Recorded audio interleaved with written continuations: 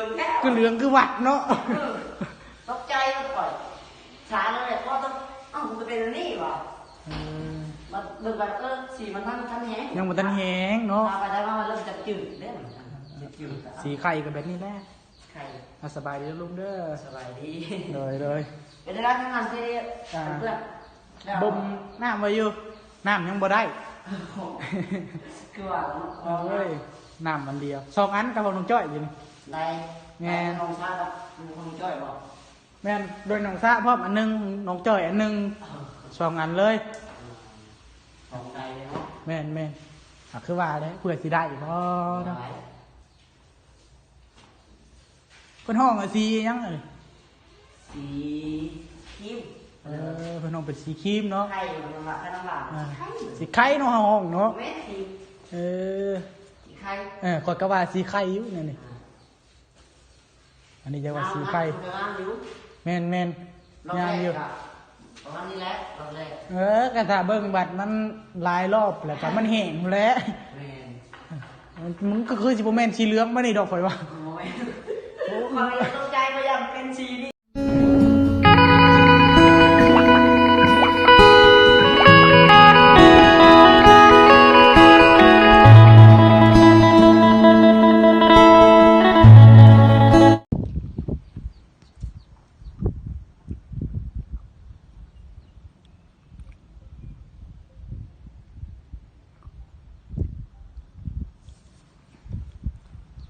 พี่น้องเลยเนาะเปิดภาพมาบ้านนี้กันอยู่ที่เรือนซานของลุงหล่าเด้อพี่น้องเลยเนาะหรือว่าลองสนะอันนั้นเนาะพี่น้องเนาะสิมาอัปเดตเบิ้งเป็นยังไงท้าสีเนาะพี่น้องเนาะคือว่าได้ยินเพิ่นกำลังทาสีทั้งในบ่ทาสีแท้ทั้งในพี่น้องเลยเนาะมาลุ้นมาส้มน้ำกันว่าสิเป็นสีจังอีหยังเนาะพี่น้องเนาะคือได้ยินผ่านๆว่าเป็นสีครีมบอกหรือว่าสีเหลืองประมาณนี้แหละพี่น้องเนาะยังไงก็เดี๋ยวเขาไปเบิ่งไปส้มน้ำกันพอแหละพี่น้องเนาะก่อนสิไปหับไปส้มกันอย่าลืมก็ไลค์ก็แชร์เนาะพี่น้องเนาะยังไงนะก่อนอื่นก็ต้องกลับทักทายสบายดีสวัสดีพ่อแม่พี่น้อง FC ปัจจุบันสุคนบอกว่าอยู่ทางในและก็ต่างประเทศพี่น้องเลยก็ยินดีต้อนรับทุกท่านเข้าสู่ช่อง YouTubeบ่าวส่งลูกเคยละวีซองเส้นเก่าเส้นเคยเส้นเก่าเส้นเดิมเนาะพี่น้องเนาะการหลังจากเขาก็ห่างหายการถ่ายคลิปไปโดนเติบพี่น้องเลยเพราะว่าช่วงนี้ก็การงานเขาก็หลายแน่เนาะพี่น้องเนาะเวียงงานเนาะเขาก็หลายพี่น้องเลยบางมือเขาก็ได้ถ่ายแต่มือละคลิปหายไปพี่น้อง FC ได้เบิ่งได้ส้มน้ำกันพอบ่ให้แม่ FC ลืมนั่นแหละเนาะพี่น้องเนาะเขาก็ลุยเวียกทุกมือมื้อนี้ก็พวกประกันลุยเทกองตารางเงินน้องไม้พี่น้องเลยเนาะตัวว่าเทพื้นเงินน้องไม้เนาะกำลังบ่มน้ำไว้อยู่พี่น้องเลยตอนนี้ก็ได้เอาปูนเอาทรายเอาแห่เขาเรียบร้อยเลยเหลือแต่น้ำทั้งคุณก็ได้ป้าพี่น้องจังใดก็เดียวสิพาพี่น้องขับไปทักทายทางลุงละแล้วก็น้องวีบอกคือว่า2 คนทั้งเพิ่นนี่แหละเนาะพี่น้องเนาะป้าพี่น้องเดี๋ยวเขาไปเบิ่งไปส้มน้ำกันเลยดีกว่า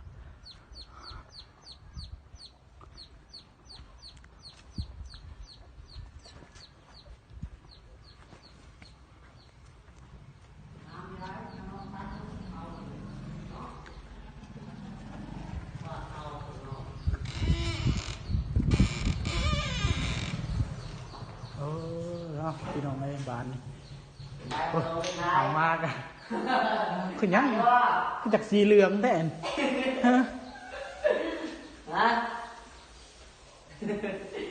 สีของแท้มันโมเมนต์สีเหลืองเนาะตัวต้นพี่ตัวแน่ท่าแรกน้องหลานจะตกใจเนี่ยก่อยขม่าตะกี้ก็ตกใจเนี่ยคือเหลืองแท้คือเหลืองคือหวัดเนาะตกใจก็ปล่อยช้าเลยก็ต้องมันจะเป็นนี่วะมันเดินแบบสีมันทันแห้งยังมันทันแห้งเนาะไปได้ว่ามันเริ่มจะจืดได้เหมือนกันสีไข่กับแบบนี้แหละไข่สบายดีลุงเด้อสบายดีเลยเป็นได้ทั้งงานที่เพื่อนบ่มน้ำไว้อยู่น้ำยังบ่ได้คือว่าน้ำมันเดียว2 อันกับน้องจ้อยอยู่นี่ได้น้องชาครับน้องจ้อยบอก แม่นโดยน้องซะพร้อมอันหนึงน้องจ้อยอันหนึง2อันเลย ของใจเลยเนาะ แม่นคือว่าเลยเพื่อสิได้บ่เนาะเพิ่นห้องว่าสีหยังเอ้ย สีคิ้ว เพิ่นห้องเป็นสีครีมเนาะ ไข่มันละไข่น้ำหลากไข่ สีไข่เนาะห้องเนาะ แม่สี เออ สีไข่ ข้อยก็ว่าสีไข่อยู่นี่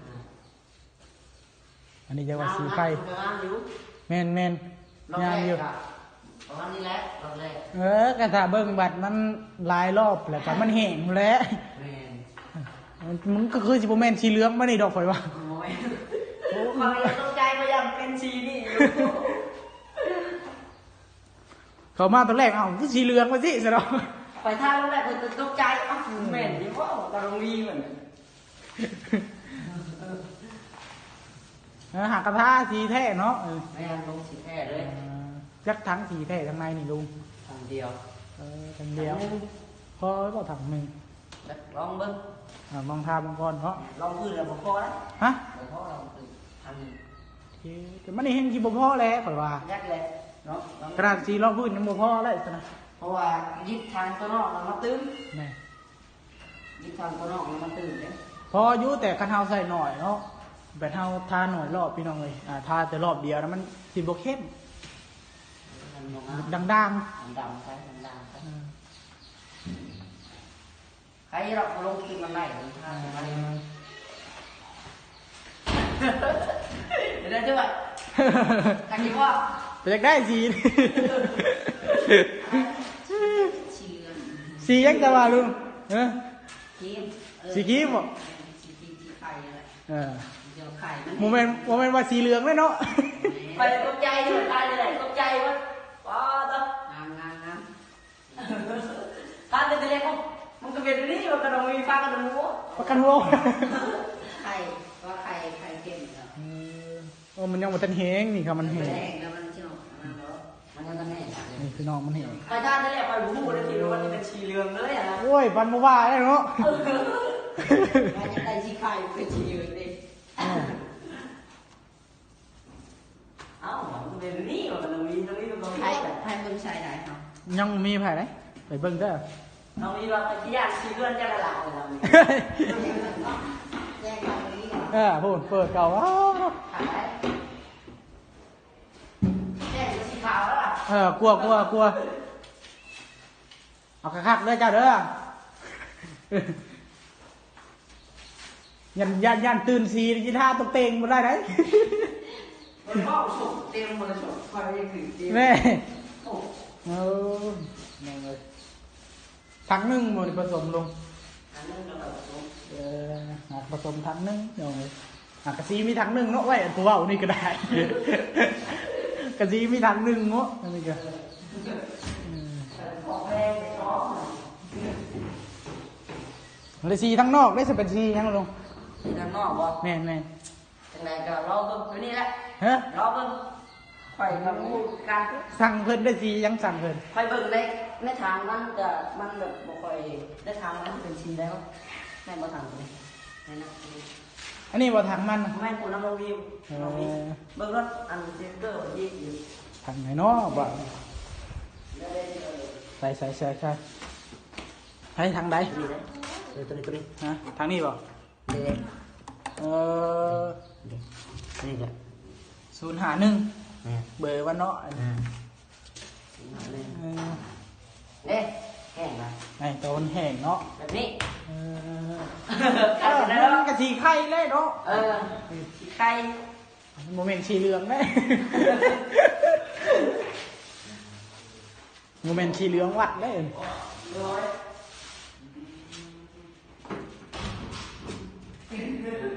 ได้ใส่น้ำก็ สีอย่างนี้ สีเหลือง สีเหลือง สีเหลือง เยลโล่ เย็นรูกับปู่ ไปล่าตัวแรกไปตกใจนะล่าตัวแรกไปตกใจนะ สีเหลืองอะเย็นโลสีดำดังกับปู่ สีนี่ แม่ ได้สี แม่ จะเกิดเป็นนี่ฮะ ไปยังจังเป็นที่นี่วะ ตื่น ฮะ เกิดเป็นสี ไป พอได้ว่าที่มันเป็นสีเหลืองมันนี่เลยนะพอไม่เอาตรงนี้เองตาแม่ก็เหลืองนี่แหละแต่ใจ มาเลยเรื่องที่ที่ใครอยู่ ทำเลยอะไรก็ไม่สีเหลืองแค่นี้ จักหลังนั่นเนี่ยถ่ายจักรอบเลยนี่ เสื้อเดียวเลยนะ หากรอบเดียว แม่เด็กอะไรแบบเดียวเป็นรุ่นหรอ เนี่ย นี่นะเคยรุ่นบอกตัวมารุ่น ไปดูได้ ฮะ ได้ยัง ยังเคยรุ่นบอกรุ่นออกเลยอ่ะไปออกแล้วรุ่นแบบคนไทยรู้ออกแบบ เรื่องแล้ว มันนั่นใส่ได้ยุคกันในเหมือนเขาดึงหนึ่งนะจะลองดึงออกมันจะมีเลขสีเดตัวหนึ่ง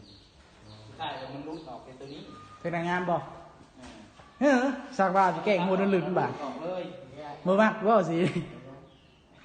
เป็นโทษจำแล้วเอาไว้ที่ เฮ้ ไปยี่ยุที่โดนไทยมี แต่ ก็ ว่าจะได้ว่าใส่กันได้อยู่เลยนะต้องใส่ไปแล้ว ในแหงเนาะ ทำสิ่งก้อนพูดดี อยา นะ กแห่งงามในตอน เนาะมันโมเหงกับบ่งามได้ผลว่าครับมันเหงแต่งาม ดึงคนถ่ายคลิปเดียวกัน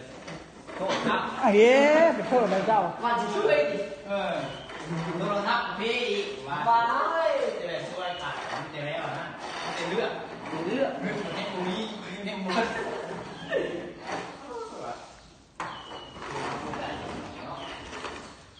จะได้บ้ามึงมาแล้ว เป็นอะไร ยิงมึงแล้วยิงอะไรเอาพี่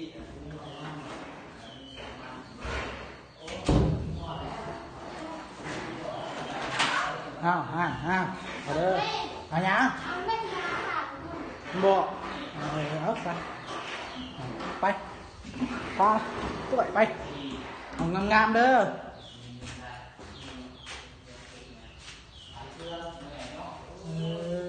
พ่อหลักคุ้งเลยปันเด็กน้อยสุกล่อลิง สีเหลืองแจ็คโดสีดำเหรอกัปปูบ่กัปปูกระเป้โอ้ยเนาะบอกไปเลยๆละบาทพี่น้องเอ้ยเนาะ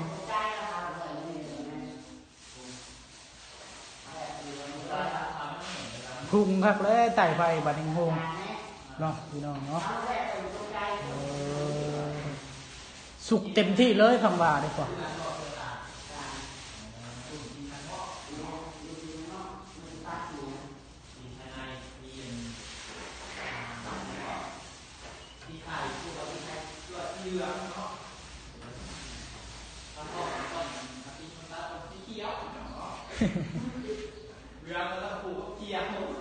เป็นจะงามนี่บ่สีนี่ฮะ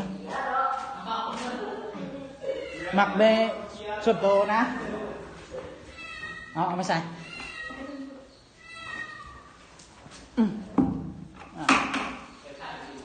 ความหมักส่วนโตขนาดเป็นยังไงสีนี่ถือใจบ่หรือว่าบ่ถือบ่มาก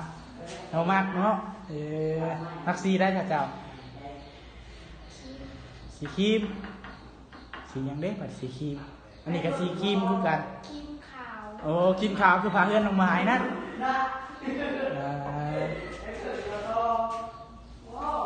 คือว่าอะไรเนาะ คือว่าอะไรเนาะพี่น้องคนเท่ากันหนักไปคนละแบบสีเพื่อนกระไรแต่ก็งามอยู่พี่น้องเลยคือเพิ่นว่าแล้วเสร็จกับปูมักผัดกับปูกินพี่น้องเลยเนาะนี่คือกันงามน้ำปูมัก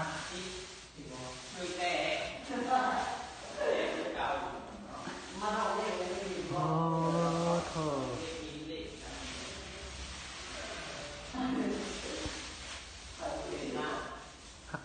ครับอาจจะไรก็รอเบิ่งมันแล้วมันทั่วคนละเนาะพี่น้องเนาะว่าสิออกมาเป็นไปได้ออกมาเป็นซีอีหยังก็รอเบิ่งน้ำกันเด้อพี่น้องเลยเนาะทั้งนอกนี่ท่าแล้วไม่ได้บอกเคยสีของพื้นทั้งนอกท่าแล้วไม่ได้สีของพื้นแล้วเนาะ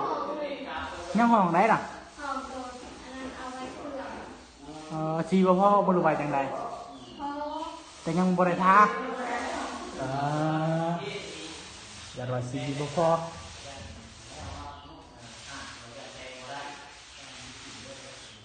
นะเนาะพี่น้องเอ้ยกะสิประมาณนี้เด้อจังใดก็ได้เดี๋ยวไปเบิ่งทางเรื่องงานเอื้อนซ่านน้องหมายก่อนพี่น้องเอ้ยเนาะถ้าว่าผิดพลาดประการใดก็ต้องขอโทษขออภัยนำไปพี่น้อง FC บัดสู้คนพี่น้องเอ้ยเนาะสำหรับคลิปนี้ก็สิจบไว้เพียงประมาณนี้แหละพี่น้องเอ้ย